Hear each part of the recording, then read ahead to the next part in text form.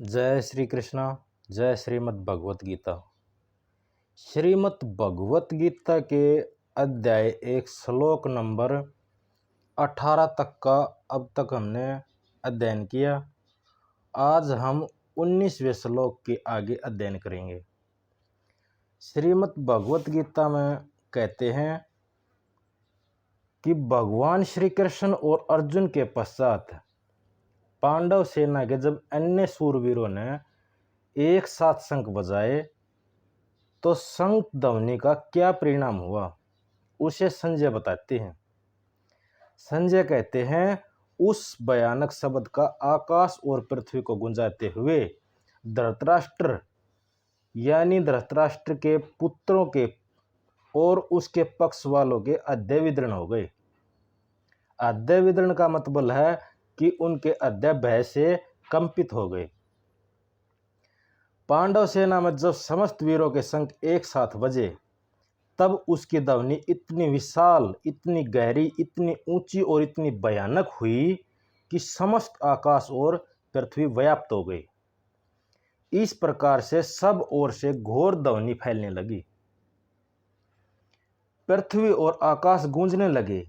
उस ध्वनि का सुनते ही दुर्योधन आदि धृतराष्ट्र पुत्रों के और उनके पक्ष वाले अन्य योद्धाओं के हृदयों में महान भय उत्पन्न हुआ।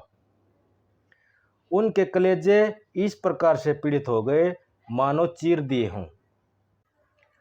अब संजय 20वें और 21वें श्लोक में धृतराष्ट्र को क्या कहते हैं?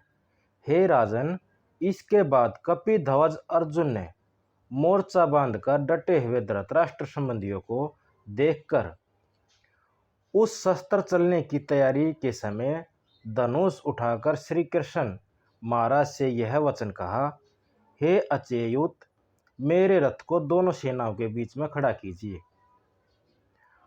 अब इस श्लोक में अर्जुन को कपिध्वज क्यों कहा गया?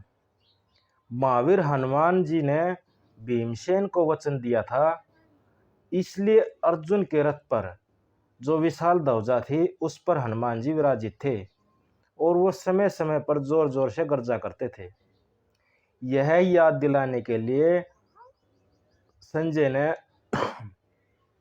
धृतराष्ट्र जी को कपिध्वज का विशेषण का प्रयोग किया गया है। अर्जुन मोर्चा बांधकर डटे हुए धृतराष्ट्र संबंधियों को देखकर शस्त्र चलने की तैयारी के समय धनुष उठा लिया। इसका कथन स्पष्टीकरण यह है कि अर्जुन ने जब यह देखा कि दुर्योधन आदि सब भाई कौरव के पक्ष में समस्त योद्धाओं सहित युद्ध के लिए सज धज कर खड़े हैं और शस्त्र प्रहार के लिए बिल्कुल तैयार हैं, तब अर्जुन के मन में वीर रस जाग उठा। उन्होंने भी तुरंत अपना गांडी उठा लिया। संजय यहाँ भगवान को पुनः ऋषिकेश कहते हैं। भगवान को ऋषिकेश कहने का संजय महाराज धृतराष्ट्र को सूचित कर रहे हैं कि इंद्रियों के स्वामी साक्षात परम परमेश्वर श्री कृष्ण जिस अर्जुन के रथ के सारथी हैं, उससे युद्ध करके आप लोग विजय की आशा करते हैं। यह कितना बड़ा अज्ञान है, जिसका किसी समय भी प्रभाव पतन न हो अथवा जो अपने स्वरूप शक्ति और महत्व से सर्वथा और सर्वदा असलखलित रहे, उसे अच्युत कहते हैं।